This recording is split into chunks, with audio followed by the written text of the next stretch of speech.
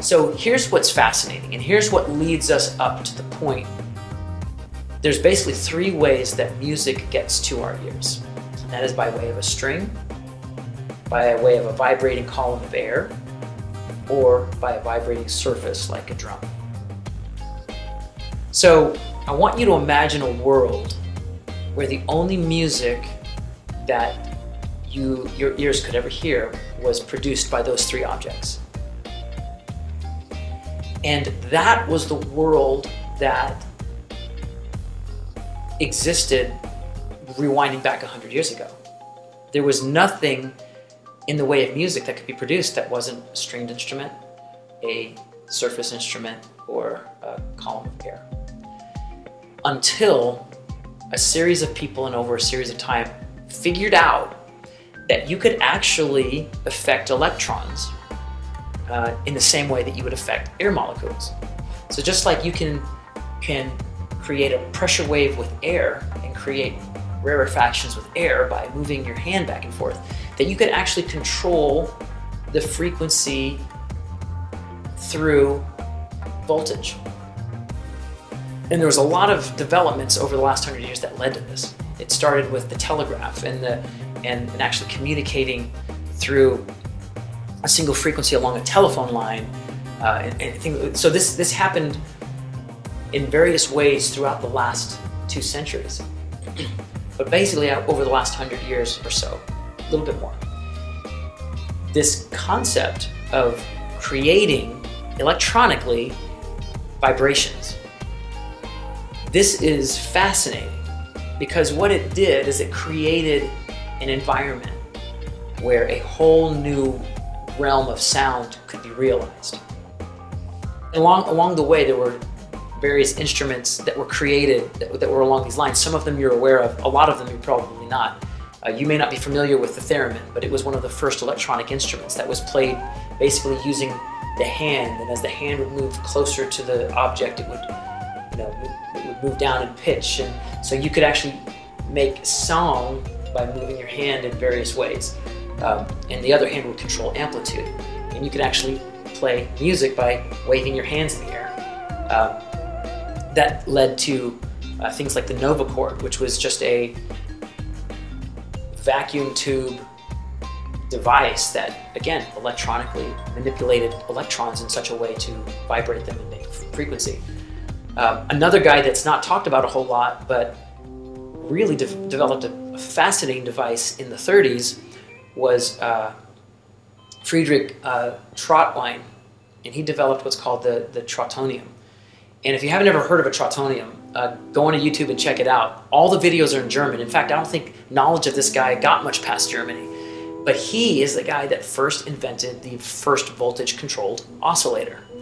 Again, we're talking about this ability to electronically create a vibration that produced pitch.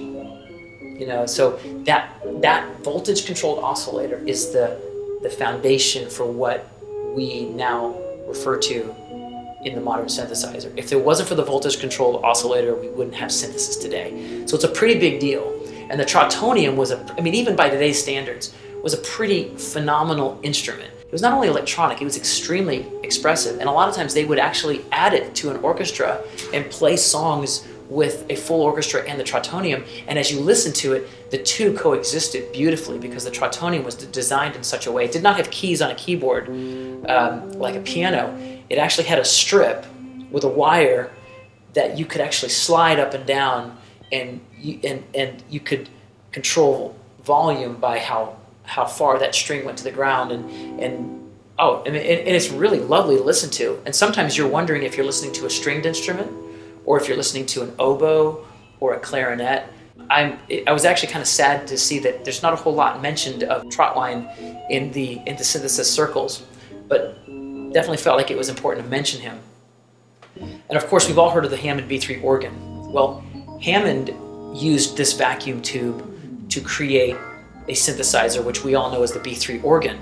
And although we call it an organ, actually the organ is the first what we would call additive synthesizer, in that you'd have drawbars where you could actually control the amplitude of individual frequencies to create your own harmonics. And that's basically what the Hammond B3 organ did.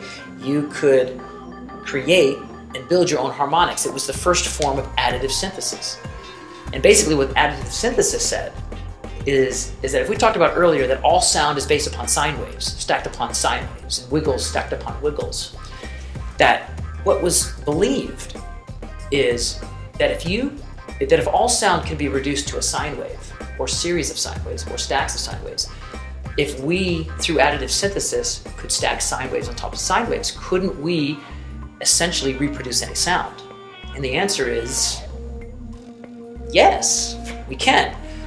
What the limitation back in those days was there's only so many sine waves that you could stack before you're, it took a lot of vacuum tubes, it took a lot, there's only so many sine waves that you can stack. And in the real world, the reality is that, it could take up to a couple hundred sine waves to make something as complex as a formulated instrument. So that led to this other area of synthesis called subtractive synthesis, where basically we start with something more established or a more complex wave, and we use the process of filtering to bring it down and to shape it, almost like carving out stone. And subtractive synthesis is the predominant synthesizer technique, and it's going to be one we spent the most focus on. So when we start looking at sounds and how to make them, the subtractive model is the one that we're going to look at the most. But the bottom line through this whole introduction is I wanted to give you this background, this overview of this awesome thing that led up to the modern synthesizer that we know of today. It was the result of miraculous developments over 100 years. And in the process of all of this, we have created an arena in a universe of sound that otherwise would not exist. And so when I started learning about that, I said, I want to be a part of this. I want to be a part of that culture of creating in this new universe. And as we look at the specific components of a synthesizer, you'll have the foundation of actually what's taking place, so that when we break down the terminology and give it an English term and an English understanding so that we can actually comprehend it, that it's really going to empower you to be a sound designer, to be a sound sculptor. When you sit down and play your instrument, you're no longer going to be playing something that was handed to you. You get to actually play and interact with something that you also took hand in creating. And that, I'm just telling you, is a very satisfying experience. I really enjoy it. I hope you have been given a little bit of thirst to jump into that arena. From here, it's time to get into the specifics of what we talk about when we say synthesis.